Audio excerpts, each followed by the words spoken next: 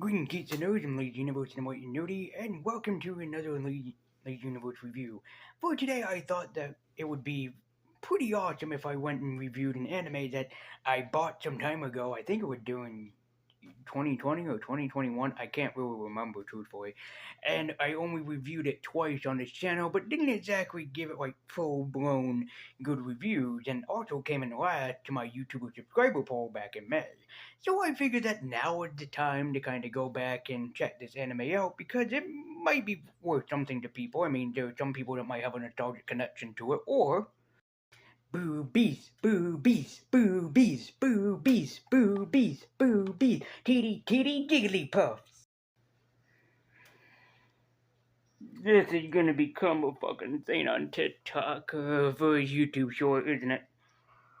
Oh, if it does, I blame the other me. But yes, we are going to be talking about Witchblade, an actually pretty cool anime based on a comic book that I've never read before. So when you think about comic book and anime, some come to mind. The one that I already reviewed, X-Men, Wolverine, and Blade, certainly come to mind. The Iron Man one I'm still missing from my collection and still want to see at some point. And of course, also there was Spawn, with the first season I talked about not too long ago. And also, I know that Lady Death exists. I think Top Cow also did Lady Death, if I'm not mistaken. But there are only a few animes that unfortunately, there are a few comic books, that unfortunately made it to anime. Yeah, sure, manga does mean comic book in Japanese, but there's only a few American adaptations that actually made it to the anime format. Spawn, X-Men, Iron Man, Blade, Wolverine. Spider-Man at one point was supposed to be made into an anime, so I want you people to think about that we could have gotten Spider-Man as an anime, but unfortunately we didn't. Also, are we certain that the DVD and DVD cases didn't come with enough fan service, or that this series didn't come with enough fan service? Oh, you don't believe me that there's not enough fan service within just the DVD, the covers, and also the anime itself? Allow me to prove you wrong. Cue the fan service montage!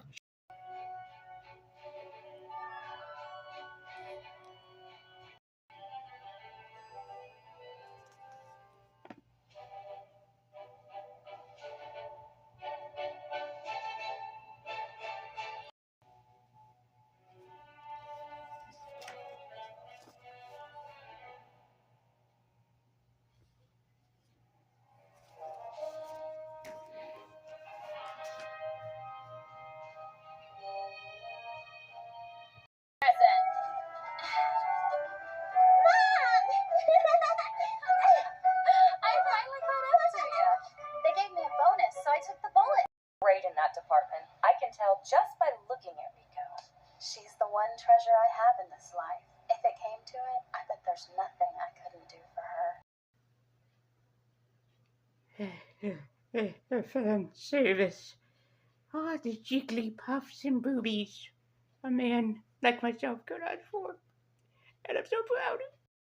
Yeah, unfortunately, before I jump into actually reviewing Witchblade, I will admit that there is a lot of fan service mostly consistent in this anime, which, with the main character like Witchblade, it's simply iconic. Needless to say that the story is bad or anything, it is a pretty decent story, but it feels like mostly that the writers and artists behind this decided, she's a big, heavy-chested woman, so we should probably focus on the titties.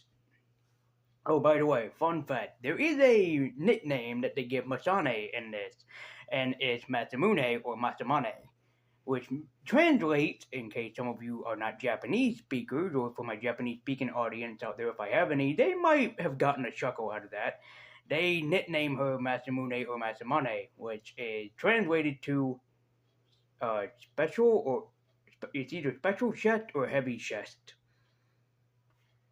And I don't see any specific reason why that would be.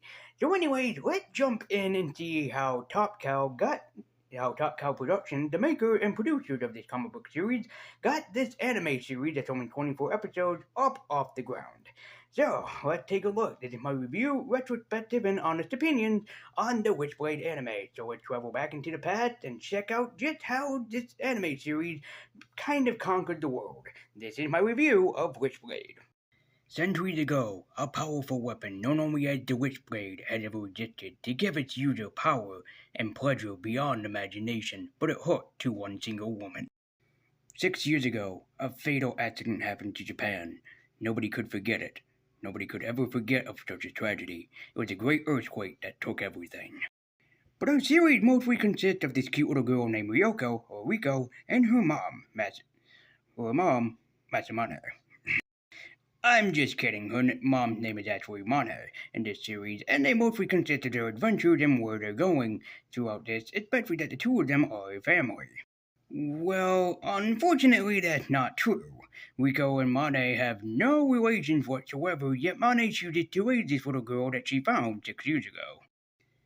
Yet Mane has a secret, one that she hides. She is the possessor and wearer of a Witchblade, a powerful tool made to destroy Etzcon.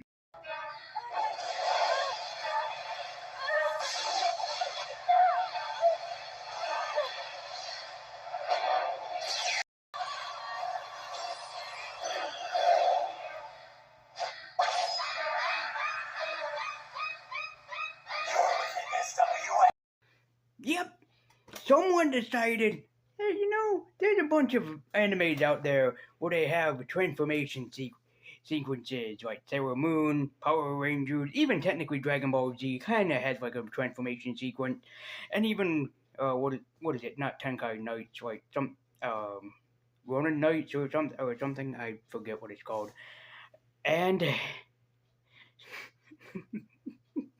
they have that. Why did they do that? Fan service galore. I have no other reason for it. It's just fan service does it. But unlike you're probably thinking, like it's just a bunch of enemies going up against Masane every single episode. That's kind of true, but not the full focus of the series, because the full focus of the series is actually how Masane and Riko react with one another. Remember how I said that they are not actually related? This is brought up several times in the anime, which I think is like, okay, you could only bring this up twice. That's right. They bring it up at least like 4 times off the top of my head, and it's like, okay. I see what you're doing. You're trying to prove a point, but the point is not going to be made if you keep throwing it into the minds of people at home. I will leave that in the non-spoiler territory to who actually Riko's mother and father are, as it is pretty much unique of how this goes. But something that is very unique for the series, especially how it kind of reminds me a little bit of Wolf Children, which is pretty cool, is that how the relationship between Masane and Riko is handled from the first episode to the last episode. There is a big there is a big leap in the relationship where at first you can tell that Masane cares about Ryoko a little bit, like she loves her and everything. But then as time goes on, you begin to see how much more special in relation that the two of them mean to one another. As the relationship keeps evolving along with every episode, which makes it all the more special and all the more worth watching for a lot of fans, including myself, even watching it for the first time. You can tell that they have a sweet mother and daughter bond and relationship, and that's what makes it all the more special, including all the more sad when the unforeseeable ending actually happens later on in the series. Their bond is also pretty comedic as well. They do have a pretty funny bond when they go up against one another, and also their chemistry together is pretty well memorable, especially for a small series like this. Now, of course, the majority of Witchblade is Witchblade going up against the eye weapons and Etzcons, but there is so much more underneath the surface of this superhero anime. As it's actually pretty funny how much that Witchblade is a lot like those common superhero films that we have nowadays, where they focus on drama and comedy plus superhero action. As I like to think that Witchblade actually did this long before we had the MCU or the DCU that exists in this universe, and it's really kind of a kind of a unique thing that I ended up finding out as I was going through episode to episode. I was like, wait a minute, you could actually picture this as a live action movie, a superhero movie, and nothing would change at all. You could actually do that in this sense. It kind of watch it similar to a movie, at longer, of course, for 24 episodes than a normal movie would be. But give or take, even if you wanted to see it as a movie, it's like, yeah, this could legitimately actually be a superhero film. So, did I watch this in the English voice cast? No, I watched it with the Japanese voice cast. Nothing against the English voice cast or anything, except I don't think that I was much interested in it watching it through the sub version rather than the dub version. I have no particular picks if people are wondering if I would pick the sub over the dub version of this because I just watched it with the Japanese dub and it was kind of easier to get through. Although this, I have to say, even though yeah, it's a story-driven one and it's mostly about family, which is all the greatness and all important, is that this is still a superhero, you know, a superhero comic book, I would assume, turned into a Japanese anime. But aside from the fan service and some of the awesome battles that they do in it, trust me, some of the fight sequences are pretty damn cool. Is that there is so much drama that's brought into this that it really, really slowed down and dragged this anime almost to a halt before it kind of picks up again towards some different episodes. I have no specific favorite one that I can really just name off of the top of my head, but will begin to notice how they have like such great episodes, great battle sequences, and everything else in between. And then all of a sudden, it feels like a car that just slammed right on its brakes and just careen straight into something different. The past was just like, we have it be a superhero, then we're gonna turn here and we're gonna have it be kind of a little bit of fan service for the men and women out there. Then we're just gonna careen the series into taking a sharp right or left turn straight into drama territory. Now, please don't get me wrong, I actually do like some drama and some superhero fandoms as well as other TV shows, but it's kinda not wanted in a series like this. It just pains me how much that they just drag out the drama as in we're supposed to care about most of these characters, and unfortunately, you kinda can't. Drama is fine if you can do it right and do it well, but dividing it amongst a bunch of characters that exist in this anime, it doesn't do a very good job of balancing all of it. I mean, seriously, and trust me, there is a bunch of characters that this series goes through, and they have to go through them one by one and introduce them one by one and introduce their problems one by one.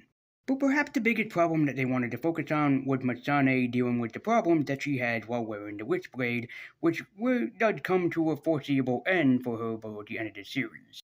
Oh, no spoilers or anything. I called it as soon as it was leading up to this point, halfway into the series. I think they announced it by the episode Relaxation, and I was like, I called it. I don't know how I'm able to do these things, but I called it. So, to you viewers out there, would I recommend Witchblade? Yeah, honestly. I mean, sure, it has a bunch of fan service galore, and if people are looking for a superhero anime to watch, this kind of is it. But what's unfortunate is that mostly they wanted you to remember what that boobs existed. Because they do a bunch of fan service in this anime, and I mean a lot. What's even funnier is that in the fifth episode, where Masane goes bra shopping, they do not tell you her bra size. So, mystery jerk off material something. But what makes the series even better is the relationship between Rico and Masane. You will care about the both of these characters so much, and Masane is not an annoying little girl. She is honestly probably one of the best parts of it. She reminds me so much of the Wolf Children in Wolf Children, and that is, above all, a great thing. It really does remind me again of Wolf Children, but with a superhero touch on it. Like just imagine the Wolf Children actually being superheroes with the Wonder Twins instead of just being what they are, children that grow up and they have the partial ability of becoming a werewolf. So do I recommend Witchblade? Honestly, yeah, it's a pretty decent anime that had some good moments and some bad moments in between. And if you can just get around the fan service, or for some of you, if you want to watch it for the fan service, there's also this is the internet. There is hentai. There is porn.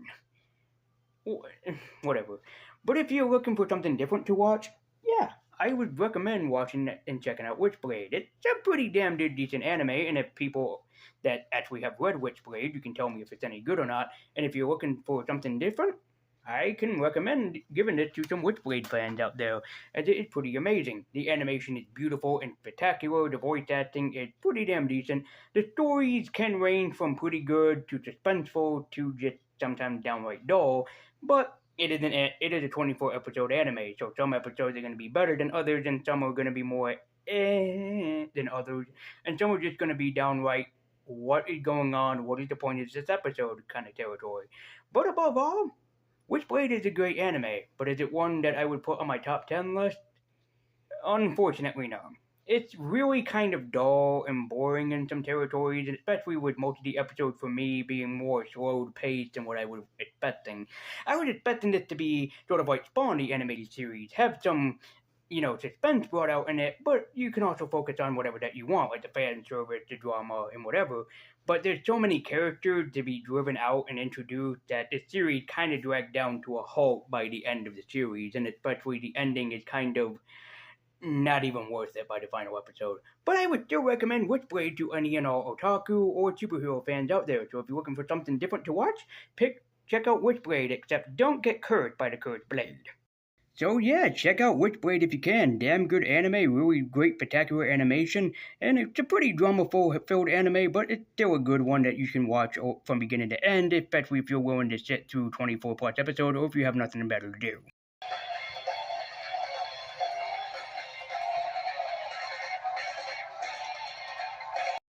Guys, as always, thank you so much for watching. Be sure to like, comment, and subscribe. Follow me at Twitter with a link in the description down below. I've been Gage Universe. I've been waiting to keep eking on.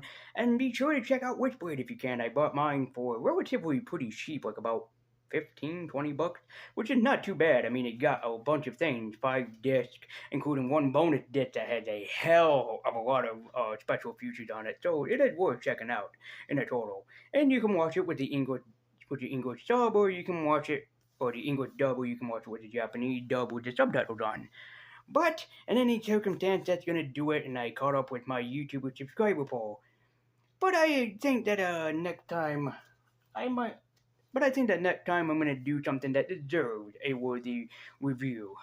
So join me next time as we're gonna go flying into nostalgia with the Man of Steel, as I'm gonna talk about my own personal adventures with Superman. So thank you guys so much for watching. I believe Universe, I believe Nudie, keep eking on. Be sure to like, comment, and subscribe, and tell me what you think about Witchblade if you have seen it before. And as always, guys, thank you so much for watching this Lady Universe review. And until next time, take care.